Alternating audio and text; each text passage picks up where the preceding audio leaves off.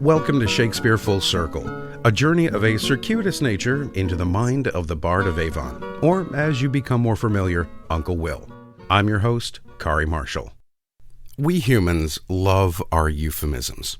I'm not fat, I'm just big-boned. He's not short, he's vertically challenged. She's not old, she's just long in the tooth. Or, they're not exactly stupid, they're just not the sharpest pencil in the box. But of all the euphemisms we employ, there are perhaps none more numerous than for death, passing on, departed, giving up the ghost, residing in a better place, having cashed in your chips, or, more crudely, taking a dirt nap at room temperature, having bitten the dust on the last exit to nowhere. We can see where many of these originate in our language, but one that has always perplexed me was dead as a doornail. That, it will not surprise you, was cognitively conjured up by our very own Uncle Will for the second part of his Henry VI saga. Spoken by Jack Cade, the leader of the rebellion against the crown in Act 4, Scene 10. Jack has been on the run across the countryside, attempting to avoid the king's men. He hasn't eaten for nearly a week, subsisting on chewing grass and the odd wild herb, when he is cornered by 5 soldiers in the garden of Alexander Iden. Though weak from hunger and lack of sleep, the rebel rises up and threatens not just to kill his pursuers, but kill them dead as a doornail. It's not enough to break into my garden, and like a thief to come to rob my grounds, climbing my walls in spite of me, the owner, but thou wilt brave me with these saucy terms. Brave thee? Aye, by the best blood that ever was broached, and beard thee too! Look on me well. I have eat no meat these 5 days, yet come thou and thy 5 men, and if I do not leave you all as dead as a doornail, I pray God I may never eat grass more. Nay, it shall never. But why a doornail? Surely a coffin nail would be more apropos. Well, the interesting origin comes from how homes were constructed up to the Elizabethan era.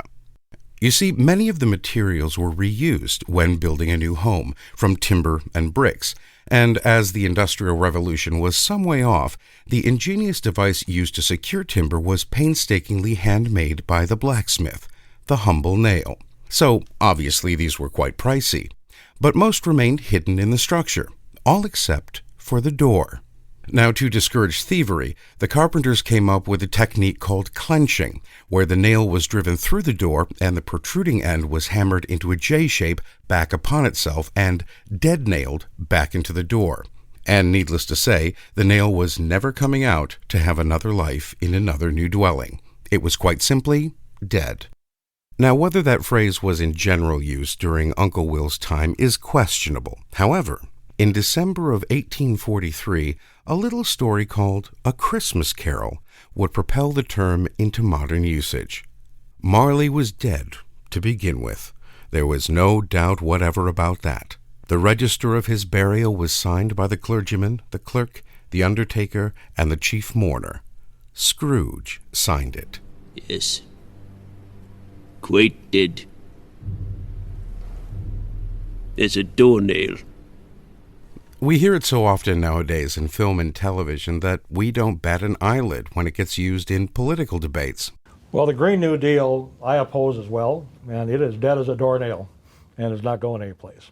So it seems today that our race is run. But hopefully, now armed with some clever little insight into Uncle Billy's verbal coinage, you can be assured that people will always see your pencil fully sharpened as you deftly play with 52 cards in your boat with both oars in the water. Criticisms of your intellectual acumen will be well and truly put to rest. One could say dead as a... you get the idea.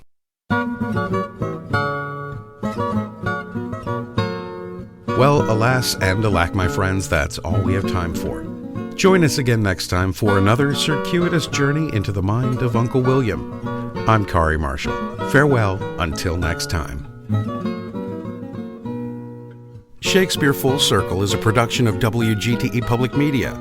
You can learn more and download all episodes at wgte.org/sfc or wherever you get your podcasts.